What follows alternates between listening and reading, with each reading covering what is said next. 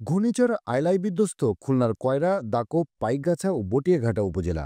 সুন্দরবনের পাশ দিয়ে বয়ে যাওয়া নদীর তীরেই বসবাস এইসব উপজেলার মানুষের।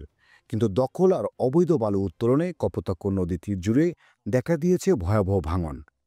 বিশেষ করে কয়রা উপজেলার হরিণখোলা, ঘাটাখালী, মদিনাবাদ সহ ঝুঁকিতে রয়েছে 8টি গ্রাম। দিন দিন আরো ভাঙতে ভাঙতে রাস্তা ভিতরে দিচ্ছে, যত দিন যাচ্ছে তত ভিতরে ভেঙে উঠতে যাবে। অনেকটা নোনা পানি উঠবে, ভেঙে যাবে, এর জন্য অনেকের সমস্যা। প্রতিনিয়তই প্রাকৃতিক দুর্যোগের সঙ্গে যুদ্ধ করে টিকে থাকার লড়াই চালিয়ে যাচ্ছেন প্রান্তিক মানুষ।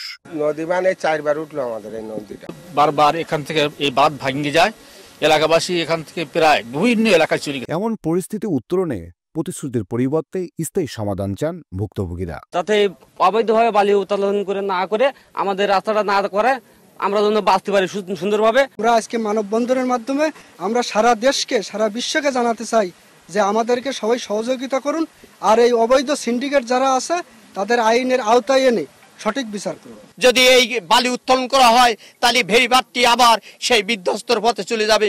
এই অবৈধ বালি যাতে উত্তোলন করতে না পারে সেই জন্য সরকারের কাছে আমাদের আকুল আবেদন। জেলা প্রশাসক বলছেন, দোষীদের বিরুদ্ধে অভিযান চলছে, অভিযুক্তদের বিরুদ্ধে নেওয়া হচ্ছে আইনি ব্যবস্থা।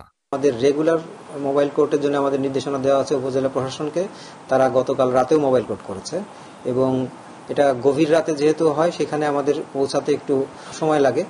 তো সেই ক্ষেত্রে আমরা চেষ্টা করছি যে অব্যাহত অভিযান পরিচালনার জন্য এবং এটা আরো বাড়ানোর জন্য চেষ্টা করছি। গেল 2 দশকে অন্তত 10 বার ভাঙনের মুখে পড়েছে কপোতাক্ষ নদীর বেড়িবাঁধ।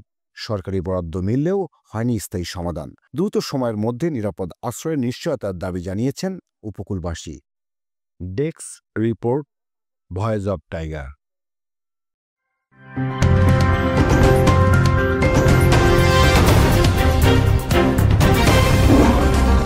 Voice of Tiger.